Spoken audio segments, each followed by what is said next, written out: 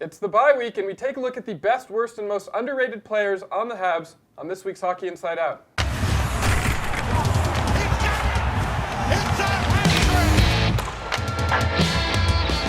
Welcome to this week's show. My name is Adam Susser, and here we have back again Mr. Stu Cowan from the Montreal Gazette, CBC Daybreak, Jessica Rusnak, and Chris Nilan. Let's start the show. Although it may have seemed like a no-brainer at the time, one of the smartest moves Marc Bergevin made during the offseason was to make Shea Weber the captain.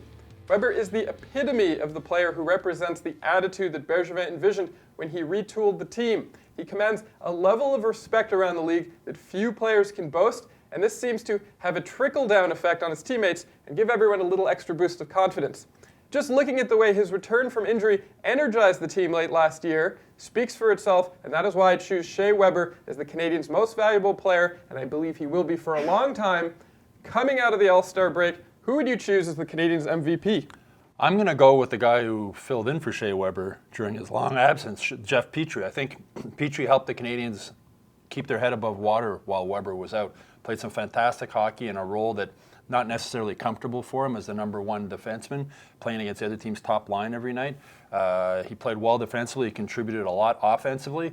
So I'm going to go with Jeff Petrie just because I think the Canadiens might have been way out of a playoff spot if Petrie hadn't played as well as he did earlier in the season. I'm going with Carey Price because he needed to bounce back this year, and early on in the season, there were a lot of questions. Will Carey Price be able to bounce back? Will this contract go down as one of the worst contracts that Marc Bergevin had made? But Carey Price has been able to find his game again, and he's been able to give the confidence that the teammates need and steal a few games. So for me, I would say that he's the MVP on the Canadiens. Yeah, I agree with you, Jess. Carey Price, after last season, what went on with him and how horrendous a season he had, and he bounced back in a big way. Listen, this team this year surprised everybody. They surprised everybody 5-on-5 scoring goals. But when they weren't scoring goals, who's there again? Carey Price closing the door. You heard it from the coach the other day. He said, this team, what I like about it, they're learning to win different ways. And that basically means some nights we score goals, other nights we don't. And when we don't, Carey Price is right there. The good thing about the Canadiens this year is there's a number of candidates for the MVP, right? In the past, it was so easy. It was always Carey Price. I mean, you said Weber's a possibility. The Molson Cup was always That's every right. It was the month Carey going to Price Carey Cup. Price. I mean, Max Domi is the offensive spark he provided at the beginning. Yeah, we're only asking for one. Yeah. So but the thing is, one guy. That's the thing is that it's good that there were a lot of candidates as opposed to it would have been if we'd done the show any other season, it'd be Carey Price, Carey Price, Carey Price, Carey Price. Yeah, and it's nice to see them scoring goals. Stepping into the other end of the spectrum, who would you say is the worst player on the team at this point? It's hard to say because so many of the players have been able to elevate their games and find different ways to contribute. I would say the one sort of disappointment, but this is kind of out of his control, is Charles Hudon, that he really has taken a step back this year, that he's shown elements in the past about being a player that can really contribute on this team and score some big goals for them. But this year he's been having trouble to get into the lineup, and he just hasn't been able to play well enough to give Claude Julien a reason to have him in the lineup every single night. There hasn't really been anybody terrible, which is why they're where they are. But Matthew Pekka's been a bit of a disappointment. Here's a guy that they went out in the offseason and gave him a one-way contract. I think they were really expecting him to take that fourth-line center role and flourish with it. He hasn't been able to get in. Michael Chaput has taken his spot there. But there's not really anybody who's stood out as a sore thumb, not playing well. I mean, Jonathan Drouin is a guy people like to dump on it, but Jonathan Drouin is Jonathan Drouin. He's still putting up points. He's never going to be the guy who's running over guys in the corner and doing a lot of things Canadiens fans want him to do. He is who he is. I mean, like Max Pacioretty, he is who he is. He scores goals. Jonathan Drouin plays his game, but as I said, it's good that there's a lot of candidates for the MVP, and it's good that there's not a lot of candidates for who's been the biggest disappointment. The only time Drouin gets dumped on, and he deserves it, is when he doesn't work hard. And that's the only beef I have with that kid. If he showed up every game, I'd never have a problem with him. But the fact of the matter is, when you look at, I hate even going here, but the worst player on the team, I guess guys who've really struggled, I look at guys like Schlemko and Alzner, guys that were brought in here, given, especially Alzner, the contract he was given, and he certainly struggled. And Schlemko, he just never got it going here. So if you're going to pick a guy, I'd say Schlemko. Okay, more than halfway through the season, Canadiens have surprised everyone. How much of their success would you attribute to Claude Julien, and how would you rate his overall performance as coach? He deserves a lot of credit, Claude Julien. I mean, just the fact the team is so fun to watch this season and exciting, he was willing to change the strategy and not be so much about defense, more about offense. Dominic Ducharme obviously came in and helped with that. I mean, the only part of the team that's really struggled this year is the power play, and that hasn't been Julien's responsibility, although he started to take over it more. It's always his responsibility. Yeah, that's true. That's a good point. The head coach is responsible for everything, and Claude said that at one of his press conferences after he took over the practice. I'm responsible for everything, but he does delegate. That's part of doing it. But Claude Julien, you know, he's won a Stanley Cup. He's been around a long time. He's proven himself to be a good coach. I mean, coaching in Montreal is not easy, as everybody knows, and he's able to deflect the criticism and handle himself. One of the things I really like about Claude Julien, he always handles himself in a gentlemanly fashion, even with the media when guys are asking him tough questions or whatever. He's a good coach and he's a good person.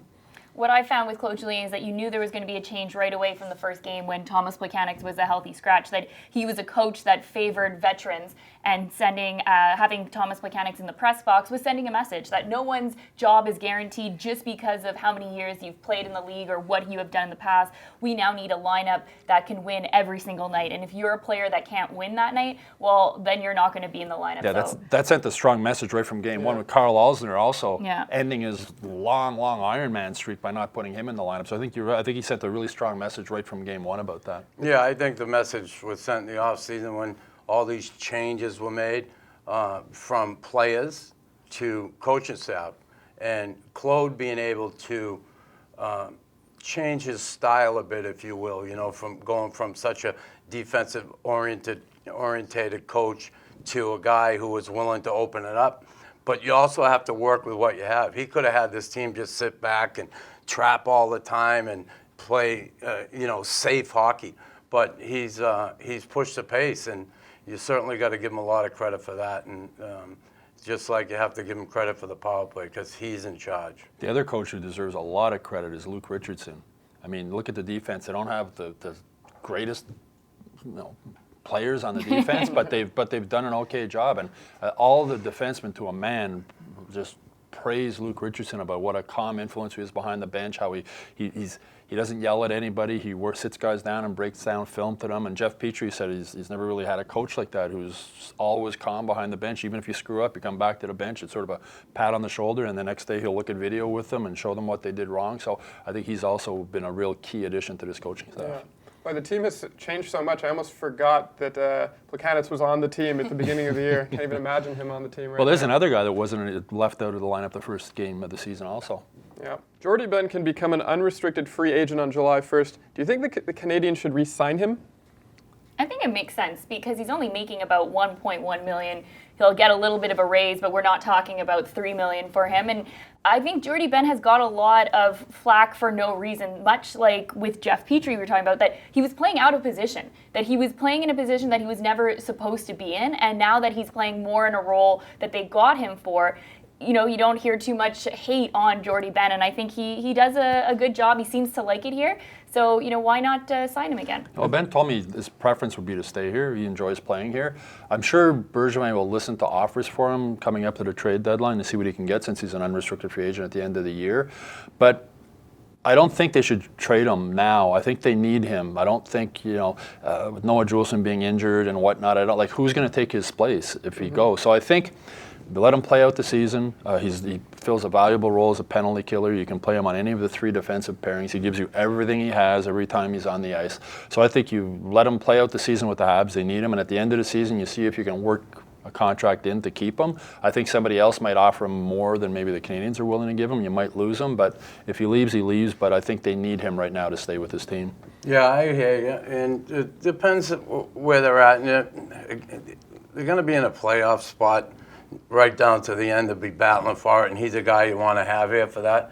I mean, if they were out of the playoffs, I'd certainly consider moving him to try and get maybe a draft pick, a third rounder, fourth rounder, maybe something like that. But I'd keep him here for the stretch run, and then just see what happens going into next year. It's not, if he ends up leaving, it's not like you're losing.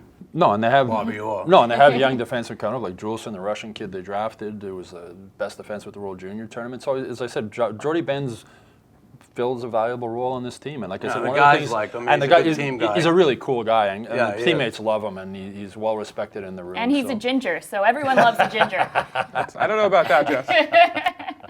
Back to your point, though, if he gets a little bit of flack, I think it's because Canadiens fans expect the moon from every player, so that could be why.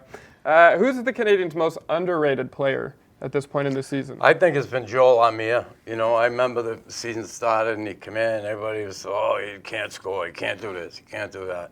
And we saw what he did last game in the penalty kill. But every game in and game out, you know, he come back from that injury. He does all the little things. He's strong on the boards, strong in the corners. He goes to the net. He's not a finisher, but boy, he can create a lot of things out there. And I just love the way he protects the puck. He's the type of guy you need when you're in a position to go for the Stanley Cup. He's the type of guy that can help you win hockey games. You need guys to be able to do the things he does. This is a small, fast team. He's one of the bigger guys out there who's able to handle the puck, control the puck, and keep up with the pace of the game. I say Philip Deneau, although he's starting to get some recognition now. I mean, here's a guy, he plays against the other team's top line, and he leads the Canadiens in plus-minus. He's started to add more offensive part to his game. Claude Julien sat him down earlier this season and told him, we need more offense out of you. We know you're really focused on your defense, but you have to focus a little more on your offense. And I think maybe that gave him a sense of freedom that he realized, okay, the coach is probably going to forgive me if I make a mistake by trying to score a goal. And you know, the results speak for itself. He's averaging almost a point a game over the last 20 games. As I said, leading the team in plus-minus. He's their best face-off man. I mean, I've always liked Philip Deneau. I think he's a heck of a hockey player, 200-foot player, the centerman. And I think, I mentioned this before on the show, when the Canadiens get to the point where Philip Deneau is your third-line center, you got a good hockey team. And they're very, very close to that right now, because I think at some point Kotkaniemi and him will flop. And you have Domi, the number 1 center, Kotkaniemi, the number 2 center, and Philip Deneau, the number 3 center. That's pretty good 1, 2, 3. Mine is your MVP. It's Jeff Petrie, because I don't think everyone sees him as an MVP. I remember, a few weeks ago when he made that really bad turnover and they ended up losing the game. I believe it was against Minnesota. Everyone was on his case, and then he came back the next game and really redeemed himself. That I think people are not willing to give Jeff Petrie sometimes the breaks that he deserves because of everything else that he's done on the team. So for me, he's the guy who's the unsung hero. The thing I like about Petrie too, that game when he made that boneheaded pass that gave up the goal, when we walked in the room after the game, the media, he was the first guy standing there, right at his locker. He answered all the questions. He didn't look for excuse. He said, I screwed up. I had other options. I should have done that, and I made a bad play. And to me, that says a lot. That goes a long way, I think, in the room and also with the media. Just for a guy, he made a mistake. He stood up. He said, I screwed up, and he moved on from there. And it's even more important because Claude Julien was telling me that in previous seasons, Petrie was the kind of guy who would make a mistake early in the game and really let it bother him, and it would affect his play the rest of the game. So I think he's learned now to forget mistakes. Every defense is going to make a mistake, especially when you're playing in the top pairing like he was. So I think that has a lot to do with his improvement, is he's just been able to forget the mistakes that he does make. Okay. Well, that is our show for this week. We want to thank you all at home for tuning in. Who are your picks for the best, worst, and most underrated player on the Canadiens right now? Let us know in the comments section below. I'm Adam Susser, and I'll see you back here next Thursday.